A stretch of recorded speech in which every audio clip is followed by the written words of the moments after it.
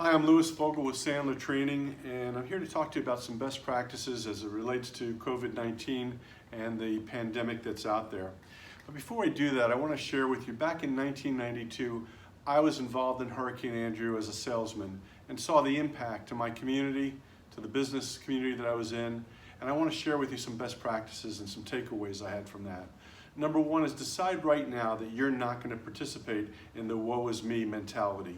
You own it. Your behaviors, your attitude, those are the things that are going to control you and not the attitude of many others. The other is to get in touch with all your clients right now. Find out how they're doing. Take an interest in them and listen carefully to what they say. Be that nurturing parent, if you will. Find out, is there something that your company may be able to do to help them during these difficult times.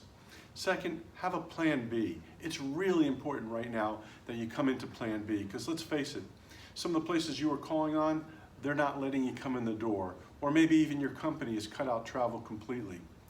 So how do you get in front of your customers short of the phone? Video conferencing. Please, if you're not using it, please start using it now. It will give you the body language of your customer, which is 50% of the communications wheel, and you'll have their undivided attention rather than perhaps the multitasking. The next thing I'd say is, some of you have said to me, Lou, we do trade shows. What are we going to do? They're cut out, they're postponed. Set up your virtual trade show. Set up your virtual booth. Some of you are going to use webinars. Some of you will do videos of trade shows, and others still will get together with other people they've exhibited with and create a virtual trade show with several other companies. So you'll mass mail to their list and they'll mass mail to your list, and before you know it, you have a large audience that can be done that way. And think about the savings. You'll have huge savings, so some nice swag will go a long way to the people that attend your video trade show or booth. The next thing you want to do is follow up with them as fast as you can, and guess what? Video conferencing, you guessed it.